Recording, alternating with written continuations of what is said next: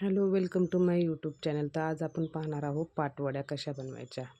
मी आधी काळा रशासाठी लसूण खोबरं भाजून घेतलेलं आहे आणि कांदा गॅसवरती भाजून मग परतावायला घेतलेला आहे. त्यामध्ये थोडी हरभरा डाळ टाकते. हे मिश्रण छान असं परतून घ्यायचं.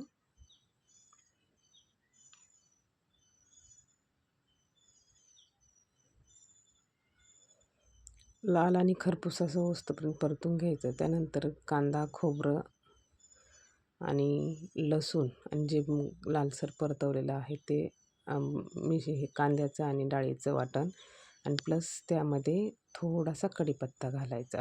कढीपत्ता घातलेला आपल्याला दिसलं असेल. हे छान असं बारीक वाटून घ्यायचं आहे. यानंतर कढईमध्ये तेल गरम करण्यास ठेवले होते मी. त्यामध्ये कढीपत्ता टाकलेला आहे.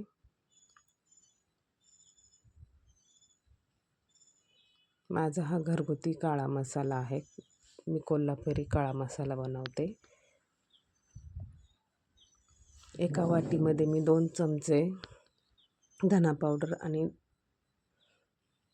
2.5 चमचे काळा मसाला, अर्धा चमचा लाल तिखट, कारण की मी हिरव्या मिरच्या घातलेल्या नाही आहे त्यात. हे तेलामध्ये थोडंसं नॉर्मल परतवायचं आणि लगेच काळा वाटण टाकायचं आपलं. कारण की वाटणामध्ये पण मसाला परतवला जातो ना, त्यामुळे जास्त तेलामध्ये परतून द्यायचा नाही. म्हणजे भाजी अशी जळालेली मसाल्याचा वास येत नाही. मी चवीनुसार मीठ पण टाकलेलं आहे.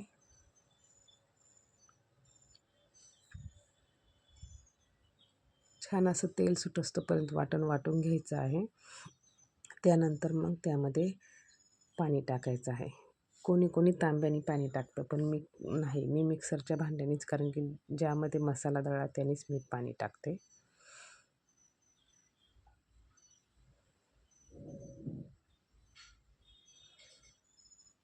आता खूप छान असा तेल सुटोस्तोपर्यंत मसाला परतलेला आहे, त्यामुळे पाणी टाकायचं आहे.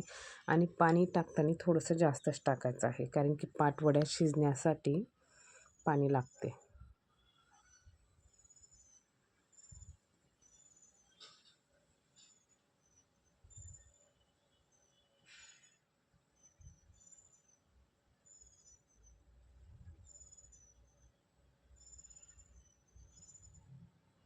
आता पाटवड्या कशा करायच्या ते बघू आपण.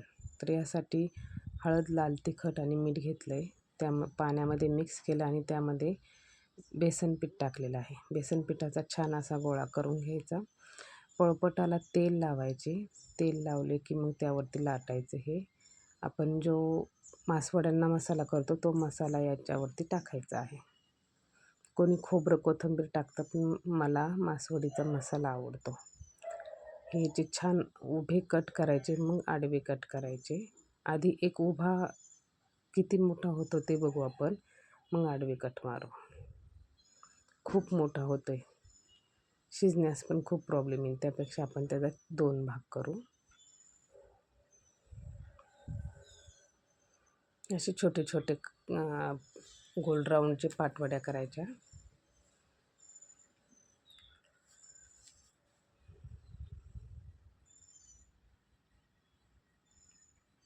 एक साईड छान दाबून घ्यायची, म्हणजे पाण्यामध्ये टाकल्यावर ते पाटवड्या मोकळ्या होत नाही.